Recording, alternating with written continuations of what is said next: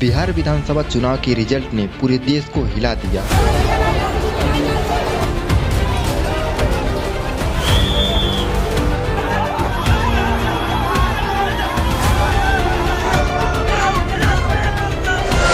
NDA ने 243 सीटों से भारी बहुमत हासिल कर लिया। नीतीश कुमार 5वीं बार मुख्यमंत्री बने।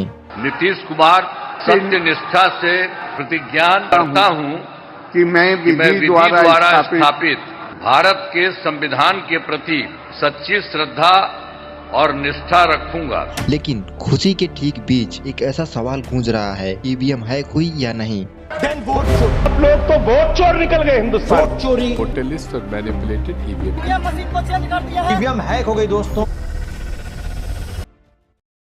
आरजेडी और कांग्रेस ने बीजेपी पर गंभीर आरोप लगाए। नालंदा में सीसीटीवी 30 मिनट के लिए बंद, ईवीएम बदलने की वीडियो फुटेज और वोट काउंटिंग में मैनिपुलेशन का दावा। राहुल गांधी ने कहा बीजेपी ने वोट चुराए। बिहार में तो अब सब लोग कह रहे हैं वोट चोरी, वोट चोरी, वोट चोरी, और ये रियलिटी है। वोट चोरी क्या ये साजिश है या हार का बहाना? आज हम खोलेंगे ईवीएम का राज, ये कैसे काम करती है और क्या इसे वाकई में हैक किया जा सकता है। इन सब चीजों को जानने के लिए हमें सबसे पहले समझना होगा ईवीएम यानी इलेक्ट्रॉनिक वोटिंग मशीन क्या है। ईवीएम एक इलेक्ट्रॉनिक मशीन है जिसे वोटिंग करने के लिए बनाया गया है। इसका इस्तेमाल भारत में चुनाव को तेज, सुरक्षित और कम खर्चीला बनाने के लिए किया जाता है। वैसे तो भारत में 1980 के दशक में ईवीएम मशीन आई, लेकिन 2004 से पूरी तरह लागू हुई।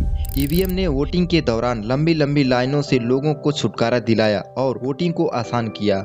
देखिए, ईवीएम दो मुख्य पार्ट से बनी होती है। पहला बीयू यानी बैलेट यूनिट, ये वो हिस्सा है जो वोटर को मिलता है। इसमें कैंडिडेट के नाम, सिंबल और नीले बटन होते हैं और वोटर अपनी पसंदीदा बटन दबाता है, तुरंत एक लाल एलईडी जल जाती है और ध्वनि सिग्नल बजता है, जिसका मतलब होता है कि आपका वोट रिकॉर्ड हो गया। और दूसरा सीयू यानी कंट्रोल यूनिट, ये पोलिंग ऑफिस के पास रहती है, 5 मीटर के केबल से बीयू से जुड़ी होती है। जब वोटर बटन दबाता है तब सीयू में वह वोट सेव हो जाता है। लेकिन 2013 से आया VVPAT voter verifiable paper audit trial. यह एक छोटी विंडो है जहां 7 सेकंड के लिए पेपर क्लिप प्रिंट होती है। उसमें कैंडिडेट का नाम और सिंबल दिखता है। वोटर खुद चेक कर सकता है कि उसका वोट सही रिकॉर्ड हुआ है या नहीं। फिर क्लिप मशीन में गिर जाती है।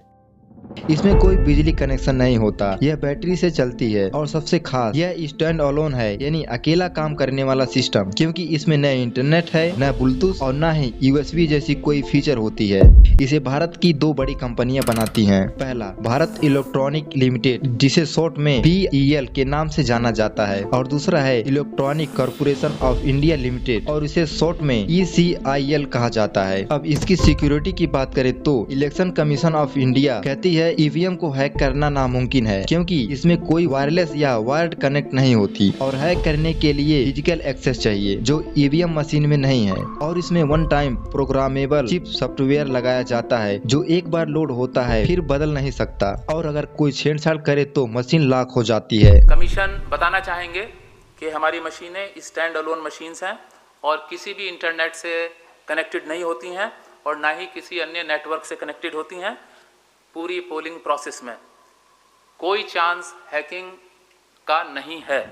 अब इसे और सिक्योर बनाने के लिए इलेक्शन कमीशन ऑफ इंडिया ने ईवीएम मशीन को VVPAT वेरिफिकेशन किया, ताकि मतदान अपने वोट की पुष्टि कर सके कि मैंने जिसे वोट किया या उसे वोट हुआ या नहीं। क्योंकि VVPAT मशीन मतदान द्वारा डाले गए वोट का एक पेपर क्लिप छापती है, जिसे एक पारदर्शी विंडो के माध्यम से देखा जा सकता है। यह क्लिप कुछ सेकंड के लिए दिखाई देती है और फिर एक सील्ड बॉक्स में गिर जाती है।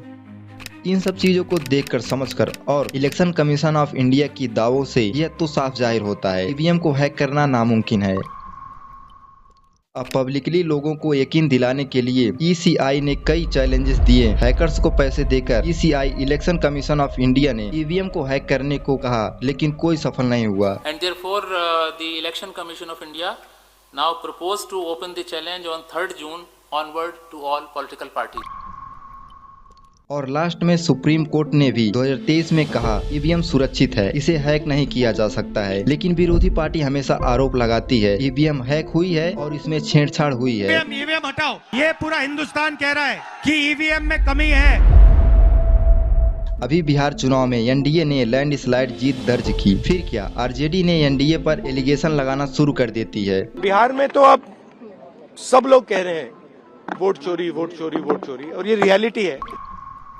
ईवीएम से छेड़छाड़ की गई। नालंदा में 30 मिनट सीसीटीवी बंद किया गया। यहाँ तक तो तेजस्वी यादव ने कहा काउंटिंग में साजिश, लेकिन इलेक्शन कमीशन ऑफ इंडिया ने सभी आरोपों को तत्कालीन और प्रतिक्रियात्मक रिकॉर्ड के आधार पर सिरे से खारिज कर दिया। 45 डेज के भीतर माननीय उच्च न्यायालय में चुनाव याचिका दायर न की जाए और फिर वोट चोरी जैसे गलत शब्दों का इस्तेमाल करके जनता को गुमराह करने का असफल प्रयास किया जाए तो यह भारत के संविधान का अपमान नहीं तो और क्या है।